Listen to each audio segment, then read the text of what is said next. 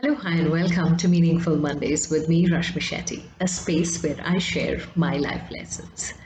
And today's are life lessons that 5 year olds gave me. It was about 3 years ago when I had gone to Chennai to judge a Gita competition. Along with another colleague, I was allotted a class of 25 students who were all 5 year olds. And I enjoy just listening to the way these kids recite. As both of us entered the room, we saw bright, happy faces of boys and girls and parents, and the children were so beautifully traditionally attired. I love watching little kids because there's so much about life that they help us get in touch with and teach us in the process. I had gone there to judge them, little knowing that life had kept amazing life lessons for me to pick up in that room. Before the competition began, as part of the ground rules, it was explained very clearly to parents please don't come up and take pictures and videos of your children reciting because it would distract the child. And amongst the other rules, it was also said that if the child for some reason does not recite when his or her name is called, we'd call them again in the end to make sure that they're given a fair chance. The competitions began, children came up, they started reciting. It was fun, it was beautiful. Then the next four kids who came back to back were my teachers that day. The first kid who came in was a very shy boy. While I was noticing him as he was watching the others recite, he was reciting along with them.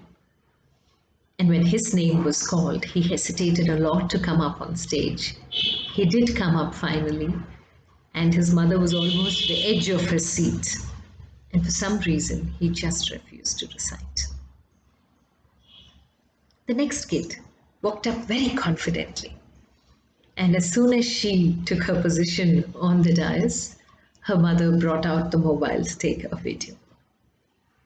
And this kid, who was ready to recite, suddenly said no to her mother. And her mother was embarrassed, everybody was laughing. And the mother went and sat down. And as she was seated, she very carefully tried to shoot her without the girl knowing. But the girl was only all eyes on her mother. And she said, no, I told you no, you're not recording.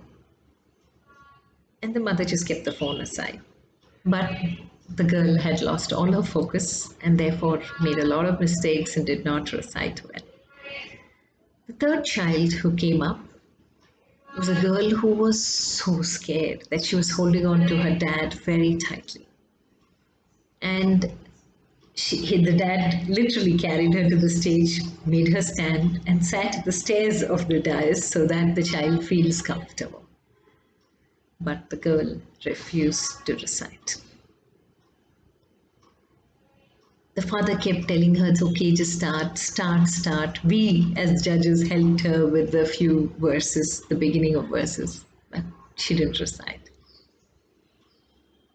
And this venue was next to a marriage hall. Suddenly, when the next kid walked up and she started her recitation, there was a huge band music that played on the road. While every child in the room and parent rushed towards the window to see what it is, this kid continued her recitation with her eyes closed. Whenever we asked her anything, she was so completely focused. The sound of the band did not disturb her any which way. She only increased her volume to the best she could and continued to recite without being distracted and didn't make a single mistake. To everyone in the room, it was clear who was the winner. But for me, every child that day gave me a lesson. So when we as judges were asked to address the parents, I remember how I explained how these children taught me what life is all about. You know, as parents, a lot of us vicariously live our dreams through our children. But it's moments like these which are moments of truth as well.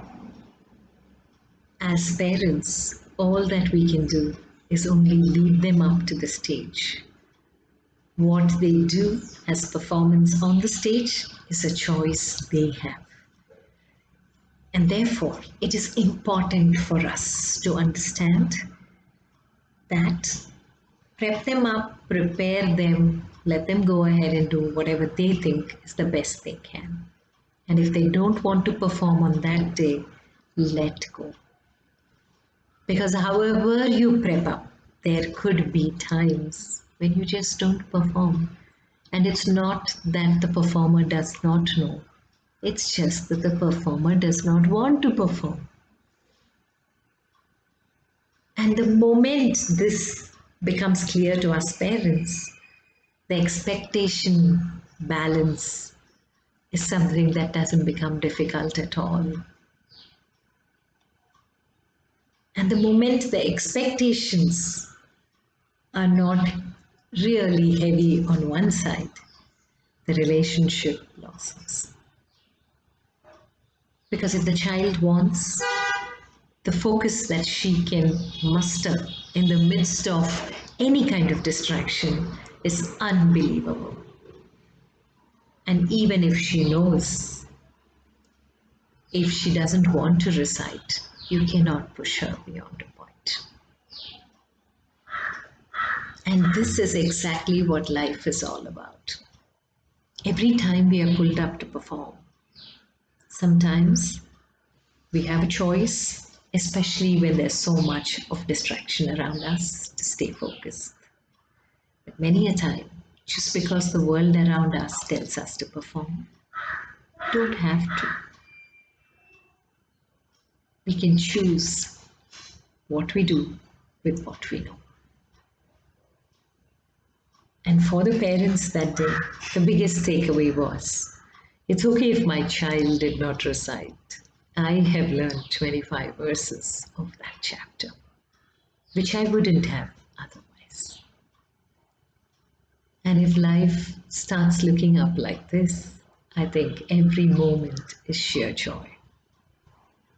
Because, like they say, we teach our children all about life, but our children teach us what life is all about. Have a meaningful week ahead. Stay safe, stay blessed.